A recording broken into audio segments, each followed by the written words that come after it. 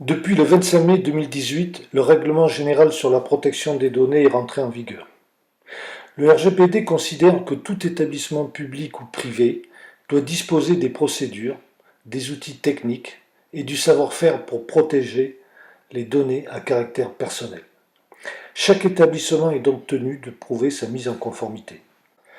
Pour cela, la CNIL recommande 6 étapes pour s'y préparer. Désigner un pilote, cartographier les traitements de données personnelles, prioriser les actions, gérer les risques, organiser les processus internes et documenter sa conformité. Mais maintenant, décomposons chaque étape et regardons-les de plus près. La problématique n'est pas aussi simple qu'il n'y paraît. Désigner un pilote.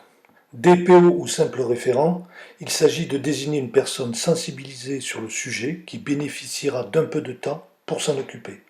Cette personne devra naturellement être formée pour disposer des compétences professionnelles nécessaires à cette responsabilité. Cartographier les traitements de données personnelles. Il s'agit de répertorier les traitements de données à caractère personnel gérés par l'établissement. Cette étape demande une méthode rigoureuse d'identification et de description des fiches d'activité sous divers angles, comme par exemple, quelles sont les finalités de traitement, les catégories de personnes ou de données concernées, leur durée de conservation, la catégorie de destinataire, les mesures de protection techniques ou organisationnelles prises pour protéger mes données. La CNIL met à disposition 2 outils pour qualifier le registre des activités de traitement, un sous forme de fichier RTF et un sous forme de tableur. Toutefois, ces outils gratuits et très utiles pour répondre à la gestion du registre ne prennent pas en compte l'ensemble du suivi qui va s'imposer à vous, comme par exemple, qu'est-ce qu'il me reste à faire ou à recevoir? Où se trouvent les pièces envoyées par mon fournisseur en réponse à ma lettre de requête sur sa mise en conformité? Où en suis-je de mon référentiel de documents? Ai-je vu des événements susceptibles de contrarier la sécurité de mes données? En clair, les sujets ne manquent pas. Prioriser les actions. Sur la base du registre des traitements, il faudra identifier les actions à mener pour se conformer aux obligations actuelles et à venir, et donc les programmer dans les tâches à faire. Gérer les risques. Il s'agira aussi d'identifier les traitements de données personnelles susceptibles d'engendrer des risques élevés pour les droits et libertés des personnes concernées afin de prendre les mesures de protection nécessaires. Dans ce cas, une analyse d'impact peut s'imposer. C'est le cas d'un dossier de soins ou d'un dossier de l'usager d'un établissement médico-social par exemple. Les résultats de cette analyse devront être disponibles en cas de contrôle. Organiser les processus internes.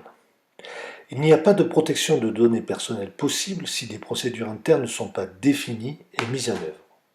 Une revue des procédures en cours est donc à prévoir. Documenter la conformité.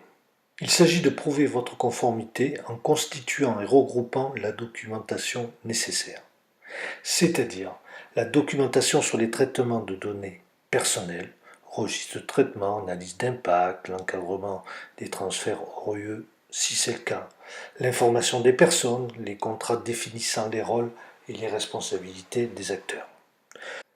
Comme vous l'avez compris, le RGPD n'est pas une simple formalité. Aussi, pour vous aider dans la démarche de mise en conformité au RGPD, RTO vous propose un ensemble de services visant à vous accompagner concrètement sur le terrain et à votre rythme. Nous avons imaginé un ensemble de prestations sur des phases courtes qui vous permettront de franchir des paliers. Nous disposons d'outils nous permettant de gérer et de suivre votre évolution.